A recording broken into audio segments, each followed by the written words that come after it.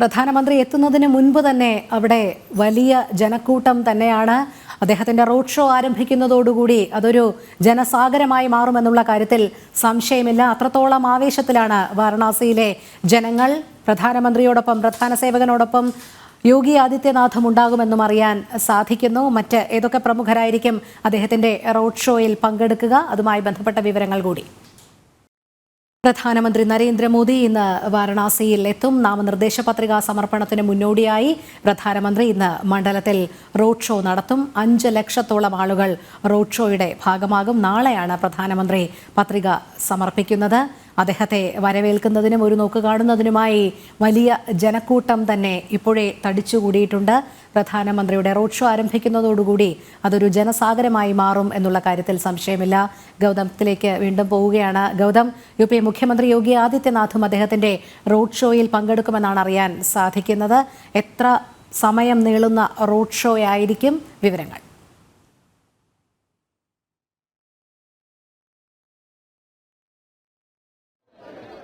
രോഹിണി, 4 മണിക്കൂർ road ഷോയാണ് വാരണാസിയിൽ നിശ്ചയിച്ചിരിക്കുന്നത്.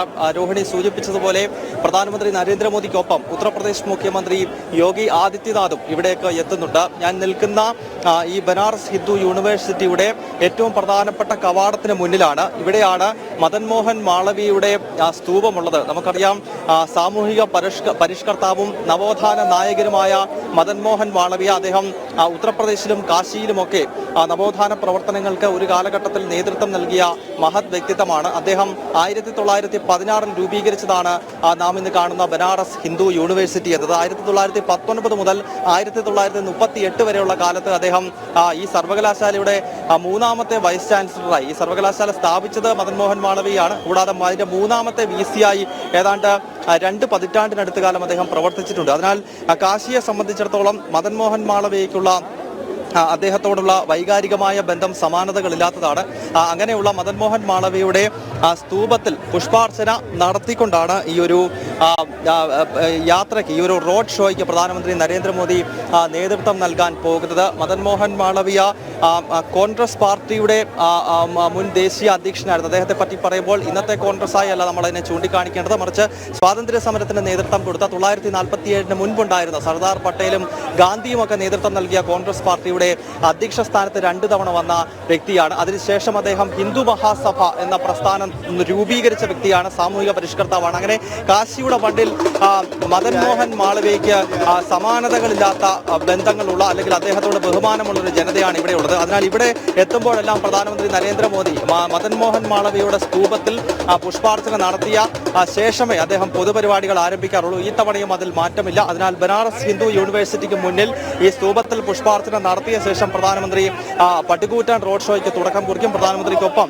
UP മുഖ്യമന്ത്രി യോഗി ആദിത്യനാഥും ഉണ്ടാകും. നാളത്തെ നാമനിർദ്ദേശ പത്രിക സമർപ്പണം ഒരു വലിയ ആഘോഷമാക്കി മാറ്റുകയാണ് BJPയുടെ ലക്ഷ്യം. അതിന്റെ ഭാഗമായാണ് ഇന്നിപ്പോൾ ഇത്തരത്തിൽ ഒരു റോഡ് ഷോ നടത്തിയിരിക്കുന്നത്. നമുക്കറിയാം, പ്രധാനമന്ത്രി നരേന്ദ്രമോദി ദേശീയ രാഷ്ട്രീയത്തിലേക്ക് ചുവട് വയ്ക്കുമ്പോൾ അദ്ദേഹം തെരഞ്ഞെടുത്ത പ്രദേശമാണ് കാശി എന്നത്. അതിന്റെ അടിസ്ഥാനപരമായ കാരണം എന്നത് ഹിന്ദുത്വ രാഷ്ട്രീയത്തെ ദേശീയ തലത്തിൽ ഉയർത്തിക്കാണിക്കാൻ കാശിയോളം വരുന്ന മറ്റൊരു പ്രദേശമില്ല എന്നുള്ളത് തന്നെയാണ്. കാരണം ജ്യോതിർലിംഗം സ്ഥിതി ചെയ്യുന്ന കാശി വിശ്വനാഥന്റെ സാന്നിധ്യമുള്ള ലോകത്തിലെ തന്നെ ഏറ്റവും പുരാതനമായ നഗരം എന്ന വിശേഷണമാണ് കാശിക്കുള്ളത്. സവിശേഷതകൾ ഒരുപാടുള്ള ബനാറസ് എന്ന പേരിലും വാരണാസി എന്ന പേരിലും കാശി എന്ന പേരിലും ഒക്കെ അറിയപ്പെടുന്ന ഈ പുരാതന നഗരം ചരിത്രകാരന്മാർ തന്നെ വിശേഷിപ്പിക്കുന്നത് ലോകത്തിലെ തന്നെ ഏറ്റവും പുരാതനമായ നഗരമാണ്. ചരിത്രത്തെക്കാൾ പഴക്കമുള്ള നഗരം എന്നാണ് കാശിയെ പറ്റി പൊതുവെ പറയാറുള്ളത്. അങ്ങനെയുള്ള ഭാരതത്തിന്റെ ആത്മീയ തലസ്ഥാനത്തിൽ നിന്നാണ് നരേന്ദ്രമോദി തന്റെ ദേശീയ രാഷ്ട്രീയത്തിലേക്കുള്ള യാത്ര 2014 ആരംഭിക്കുന്നത്. അന്ന് അദ്ദേഹം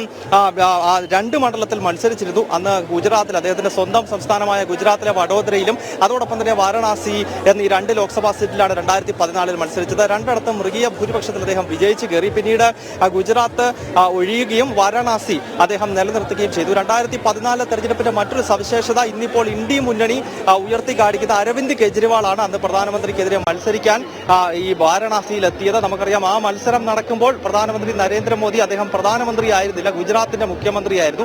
അങ്ങനെ 2014 അതിശക്തമായ മത്സരം നരേന്ദ്രമോദിയും അരവിന്ദ് കെജ്രിവാളും തമ്മിൽ നടക്കുകയും നരേന്ദ്രമോദി വൻ ഭൂരിപക്ഷത്തിൽ വിജയിക്കുകയും അരവിന്ദ് കെജ്രിവാൾ കേവലം 2 ലക്ഷം വോട്ടുകൾ മാത്രം നേടി നാണംകെട്ട് തോറ്റ് വാരണാസിയിൽ നിന്നും തിരിച്ച് ഡൽഹിയിലേക്ക് പോകേണ്ട ഒരു അവസ്ഥയൊക്കെ ഉണ്ടായി. അതൊക്കെ ചരിത്രമാണ്.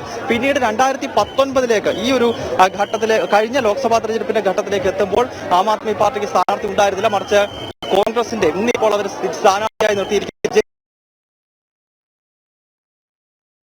പ്രധാനമന്ത്രി നരേന്ദ്രമോദി ഇന്ന് വാരാണസിയിലെത്തും. നാമനിർദ്ദേശ പത്രികാ സമർപ്പണത്തിന് മുന്നോടിയായി പ്രധാനമന്ത്രി ഇന്ന് മണ്ഡലത്തിൽ റോഡ് ഷോ നടത്തും. 5 ലക്ഷത്തോളം ആളുകൾ റോഡ് ഷോയുടെ ഭാഗമാകും. നാളെയാണ് പ്രധാനമന്ത്രി പത്രിക സമർപ്പിക്കുന്നത്. തത്സമയ വിവരങ്ങൾ നൽകുകയായിരുന്നു വാരാണസിയിൽ നിന്നും ഗൗതം അനന്തനാരായണൻ.